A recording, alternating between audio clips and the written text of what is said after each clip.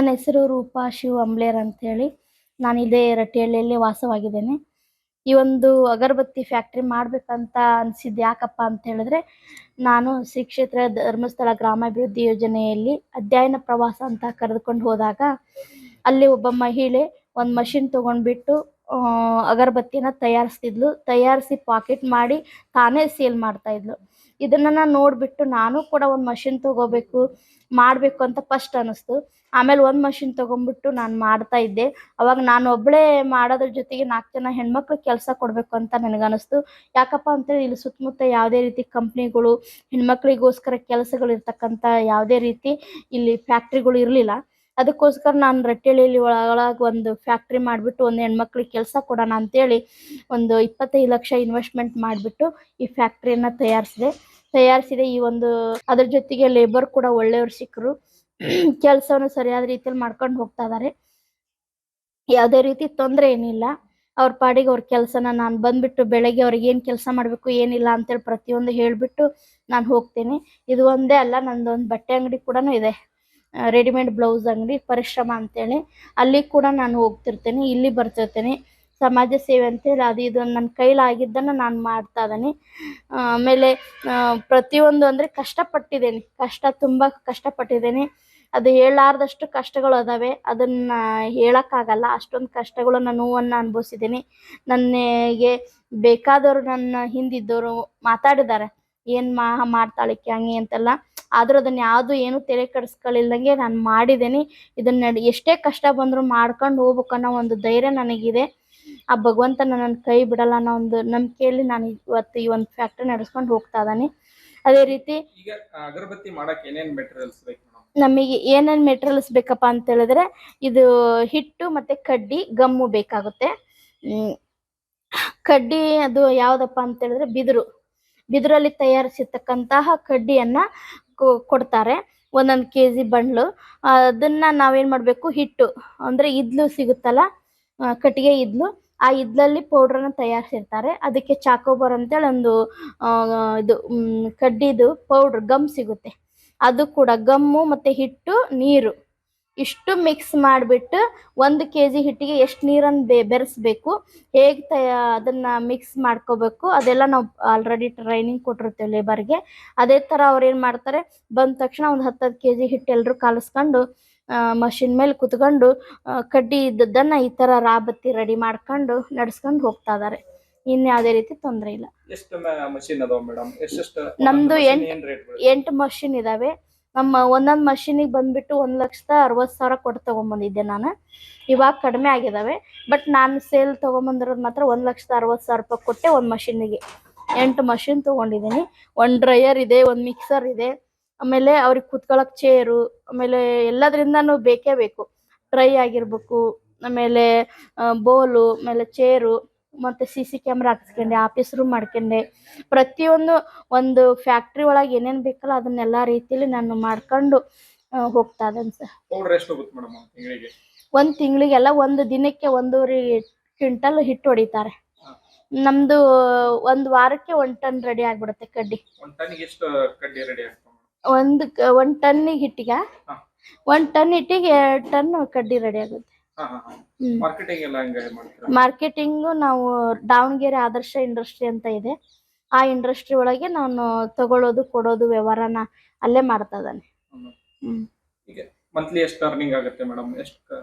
ಅಂದ್ರೆ ನನಗೆ ಫಸ್ಟ್ ಏನಪ್ಪಾ ಅಂತ ಹೇಳಿದ್ರೆ, ಮಷಿನ್ ಕೊಟ್ಟವರು ಮೋಸ ಮಾಡಿದ್ರು ಸರ್. ಮಷಿನ್ನು 1,60,000 ಮಷಿನ್ ಕೊಟ್ಟವ್ರು ಏನು ಮಾಡಿದ್ರು, ಪೌಡ್ರನ್ನ ಡ್ಯಾಮೇಜ್ ಕೊಟ್ಟರು. ಅಂದರೆ ಒಳ್ಳೆ ಪೌಡ್ರ್ ಇದ್ರೆ ಮಾತ್ರ ಮಷಿನ್ ಚೆನ್ನಾಗಿ ಹೊಡೆದು ರನ್ನಿಂಗ್ ಆಗುತ್ತೆ, ಯಾವುದೇ ರೀತಿ ಪ್ರಾಬ್ಲಮ್ ಬರಲ್ಲ. ಅವಾಗ ಬರೀ ಪ್ರಾಬ್ಲಮ್ ಬರೋದು ಮಷಿನ್ಗಳು. ಪೌಡ್ರು ಅಂದರೆ ವೇಸ್ಟ್ ಇದ್ದಂಥ ಪೌಡ್ರನ್ನು, ಮಿಕ್ಸ್ ಇರೋ ಪೌಡ್ರನ್ನು ಕೊಟ್ಟಾಗ ಮಷಿನ್ ಹೊಡಿತಿದ್ದಿಲ್ಲ, ಪ್ರಾಡಕ್ಟ್ ರೆಡಿ ಆಗ್ತಿರ್ಲಿಲ್ಲ. ಅದರಿಂದ ಭಾಳ ನೊಂದಿದ್ದೆ ನಾನು. ಭಾಳ ನೊಂದದೇನ್ರಿ, ಕಣ್ಣೀರು ಕೂಡ ತಿಂದ್ಬಿಟ್ಟೆ ನಾನು. ಆ ಥರ ಮೋಸ ಮಾಡಿದ್ರು. ಆದರೆ ನಾನು ಅದನ್ನು ಬಿಡಬಾರ್ದು ಅನ್ನೋ ಉದ್ದೇಶಕ್ಕೋಸ್ಕರ ಮತ್ತೆ ಬೇರೆ ಕಂಪ್ನಿಗೆ ಅವ್ನು ಮುಚ್ಚೇ ಬಿಟ್ಟ ಕಂಪ್ನಿನ. ನನಗೆ ಮೋಸ ಮಾಡ್ದನು ಮುಚ್ಚಿದ ಕಂಪ್ನಿನ. ಇವರು ನಮಗೆ ಆದರ್ಶ ಅವರು ಪರಿಚಯ ಆದರು. ಯೂಟ್ಯೂಬ್ ಒಳಗೆ ನೋಡಿಬಿಟ್ಟು ಅವ್ರನ್ನ ನಾನು ಪರಿಚಯ ಮಾಡ್ಕೊಂಡು, ಸರ್ ನಾನು ಈ ಥರ ನೊಂದಿದ್ದೀನಿ, ಭಾಳ ಕಷ್ಟಪಟ್ಟಿದ್ದೀನಿ. ಒಬ್ಬ ಹೆಣ್ಮಗಳಾಗಿ ಬಡ್ಡಿ ಅಂತ ದುಡ್ಡನ್ನು ತೊಗೊಂಬಂದು ಇಷ್ಟು ಇನ್ವೆಸ್ಟ್ಮೆಂಟ್ ಮಾಡಿದ್ದೀನಿ. ಕಂಪ್ನಿ ಬಿಡೋಕ್ಕೂ ಆಗ್ತಾಯಿಲ್ಲ. 10 ಜನ ಕೆಲ್ಸಕ್ಕೆ ಕೊಟ್ಟೆ ಅನ್ನೋ ಒಂದು ಖುಷಿ. ಆದರೆ ಅವ್ರಿಗೂ ಒಂದು ಕೆಲಸ ಇಲ್ದಂಗೆ ಆಗುತ್ತೆ. ಆಮೇಲೆ ಈಗ ಬಿಟ್ಟಪ್ಪ ಅಂತೇಳಿದ್ರೆ ಮನ್ಸಿಗೆ ನೋವಾಗುತ್ತೆ. ಅದಕ್ಕೆ ಸರ್ ನೀವು ಒಂದು ಸ್ವಲ್ಪ ಕೈ ಹಿಡಿಬೇಕಂತೇಳಿ ನಾನು ಅವ್ರ ಹತ್ರ ರಿಕ್ವೆಸ್ಟ್ ಮಾಡ್ಕೊಂಡೆ, ಆದರ್ಶ ಇಂಡಸ್ಟ್ರಿ ಒಳಗೆ ದಾವಣಗೆರೆ. ಅವಾಗ ಅವರು ಆಯ್ತು ಮೇಡಮು, ನೀವು ಕಡ್ಡಿ ನೀವು ತಿಂಗಳ ಎಷ್ಟು ರೆಡಿ ಮಾಡಿದ್ರು ತೊಗೊತೇನೆ ಅಂತ ಪಾಪ ಅವ್ರು ಹೇಳಿದರು. ಅವರು ಕೂಡ ಇಲ್ಲಮ್ಮ, ನೀವು ಮಿಷನ್ ಯಾರ ಹತ್ರನ ತೊಗೊಂಡಿಯಾ, ನನ್ನ ಹತ್ರ ಕೊಡ್ತೀಯಾ ಅಂದರೆ ಕಷ್ಟ ಇತ್ತು. ಅವ್ರು ಆ ಥರ ಏನು ಹೇಳಿಲ್ಲ. ಬಾರಮ್ಮ ನೀನು ಬಂದು ನಮಗೆ ರಾ ಬತ್ತಿ ಕೊಡು, ನಾವು ರಾ ಮೆಟಲ್ ಕೊಡ್ತೀವಿ, ಉಳಿದದ್ದನ್ನು ಹೆಚ್ಚಿಗೆ ಬಂದದ್ದನ್ನು ಪೇಮೆಂಟ್ ಪೇ ಮಾಡ್ತೇವೆ ಅಂತ ಹೇಳಿದರು, ಧೈರ್ಯ ಕೊಟ್ಟರು. ಆವಾಗಿಂದ ಅವರು ನಮಗೆ ರಾ ಬತ್ತಿನ ಕಳಿಸ್ತಾ ಇದ್ದೇನೆ ಅವರಿಗೆ ರೆಡಿ ಮಾಡಿ. ಅವ್ರು ರಾ ಮೆಟೀರಿಯಲ್ ಕೊಡ್ತಾರೆ. ಮತ್ತು ನನಗೆ ಸೇಂಟ್ ಬೇಕಪ್ಪ ಅಂದರೆ ಸೇಂಟ್ ಕೊಡ್ತಾರೆ, ಆಯಲ್ ಬೇಕಂದ್ರೆ ಆಯಲ್ ಕೊಡ್ತಾರೆ, ಅವರೇ ಕೊಡ್ತಾರೆ. ಅಂದರೆ ದುಡ್ಡು ಕೊಟ್ಟು ತೊಗೊಂಬರ್ತೀನಿ. ತೊಗೊಂಬಂದು ಅದರಲ್ಲೇ ನಾನೇನು ಮಾಡ್ತೀನಿ, ಆಯಲ್ಲು ಸೇಂಟ್ ತೊಗೊಂಬಂದು ಎದ್ಬಿಟ್ಟು ಇಲ್ಲಿ ಲೋಕಲ್ ಅಂಗಡಿಗಳಿಗೆಲ್ಲ ಅರ್ಧ ಕೆಜಿ ಪಾಕೆಟು, 1 ಕೆಜಿ ಪಾಕೆಟು ಅವನ್ನೆಲ್ಲ ಮಾಡಿಬಿಟ್ಟು ಮಾರ್ತೀನಿ. ಅದೇ ನಮಗೊಂದು ಸ್ವಲ್ಪ ಖರ್ಚಿಗಾಗುತ್ತೆ. ಏನಿಲ್ಲ ಅಂದರೆ ವಾರ ಒಂದು 20-30 ಕೆಜಿ ಹೋಗುತ್ತೆ ಮಾರಾಟ ಮಾಡೋದು. ಈ ರೀತಿ ಮಾಡ್ಕೊಂಡು ಹೋಗ್ತಾ ಇದ್ದಾನೆ ಸರ್. ಒಬ್ಬೊಬ್ರು ಎಷ್ಟು ಲೇಬರ್ ಅದಾರ, ಎಷ್ಟು ಅವ್ರದ್ದು ಪೇಮೆಂಟ್? ಅವರಿಗೆ ಡೈಲಿ 220 ಕೊಡ್ತೀನಿ ಸರ್. ತಿಂಗಳಿಗೆ 6500, 700. ಭಾನುವಾರ ಮಾತ್ರ ರಜೆ ಕೊಡ್ತೀವಿ. ಟೋಟಲಿ ನಿಮ್ದು ಅರ್ನಿಂಗ್ ಎಷ್ಟಾಗುತ್ತೆ ಮೇಡಮ್? ನಮ್ದು ಟೋಟಲ್ಲು 4 ಲಕ್ಷ ಆಗುತ್ತೆ. 4 ಲಕ್ಷ ಚಿಲ್ಲರೆ, 4 ಹಿಂಗಾಗುತ್ತೆ. ನಾವೆಲ್ಲ ಏನು ಮಾಡ್ತೀವಿ, ಲೇಬರ್ ಪೇಮೆಂಟ ಒಂದು 60, 70, 80 ಸಾವಿರ ರೂಪಾಯಿ ಮಟನೂ ಬರ್ತೈತಿ.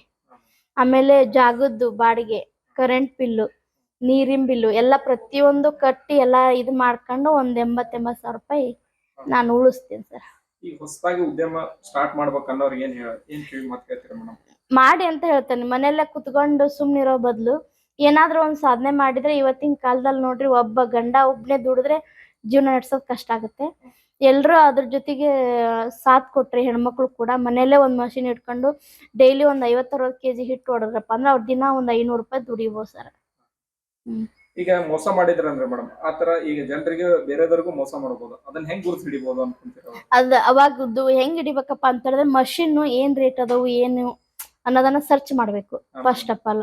ಈಗ ಅವರು ಒಂದು 5-10 ಸಾವಿರ ರೂಪಾಯಿ ಕಮಿಷನ್ಗೆ ನಮ್ಮಂತರ್ನ ಅದಕ್ಕೆ ಏನ್ ಮಾಡ್ಬಿಡ್ತಾರೆ, ಮೋಸ ಮಾಡ್ಬಿಡ್ತಾರೆ. ನಾವು ಅವಾಗ ದುಡುಕ್ಬಿಟ್ವಿ. ನಾನು ಸಡನ್ಲಿ ಹೋಗಿ 10 ಲಕ್ಷದ ಚಿಲ್ಲರೆ ಅಮೌಂಟನ್ನು ಕೊಟ್ಟು ಇಮಿಡಿಯೇಟ್ಲಿ ಮಿಷನ್ ತೊಗೊಂಬಂದ್ಬಿಟ್ಟೆ. ಅದು ಇರೋದು ಒಂದು 85-1 ಲಕ್ಷ ಅಮ್ಮಮ್ಮ ಅಂದರೆ ಮಷೀನು. ಅಲ್ಲಿಗೆ 60 ಸಾವಿರ ರೂಪಾಯಿ ಎಕ್ಸ್ಟ್ರಾ ಕೊಟ್ಟಂಗಾಯ್ತು. ಅವಾಗ ನನಗೆ ಅಲ್ಲಿ ಮೋಸ ಹೋಗಿದ್ದು. ಅದಕ್ಕೆ ನಾನು ಹೇಳೋದೇನಪ್ಪ, ಮಾಡ್ಬೇಕು ಹಂಬಲ ಇದ್ದವರು ನಾನು ಏನು ಬೇಕಾದ್ರೂ ಸಪೋರ್ಟ್ ಮಾಡ್ತಾನೆ, ಮಾಡಲ್ಲ ಅಂತ ಹೇಳಲ್ಲ. ಬಟ್ ಏನಪ್ಪ ಅಂದ್ರೆ ಮಷಿನ್ ಏನು ರೇಟ್ ಇದೆ, ಮಷಿನ್ ಚೆನ್ನಾಗೈತೋ ಇಲ್ಲೋ, ಮುಂದೆ ಅವರು ರಾ ಮೆಟೀರಿಯಲ್ ಕೊಡೋದು ತಗೊಳ್ಳೋದು ವ್ಯವಹಾರ ಸರಿಯಾಗಿ ಮಾಡ್ತಾರೋ ಇಲ್ಲೋ, ಪ್ರತಿಯೊಂದನ್ನು ವೀಕ್ಷಣೆ ಮಾಡಿ ಒಂದು ಬಾಂಡ್ ಪೇಪರ್ ಮೇಲೆ ಅವರ ಮತ್ತು ಅವ್ರ ಮಧ್ಯೆ ಓನರು ಮತ್ತು ಮಾಡುವಂಥವ್ರು ಅಗ್ರಿಮೆಂಟ್ ಬಾಂಡನ್ನು ರೆಡಿ ಮಾಡ್ಕೊಂಡು ಅವ್ರ ಹತ್ರ ಕನ್ಫರ್ಮ್ ಮಾಡ್ಕೊಂಡು ಮಾಡ್ಕೊಳ್ಳೋದು ಒಳ್ಳೇದು ಅಂತ ಹೇಳಕ್ಕೆ ಇಷ್ಟಪಡ್ತೀನಿ. Thank you. Welcome sir.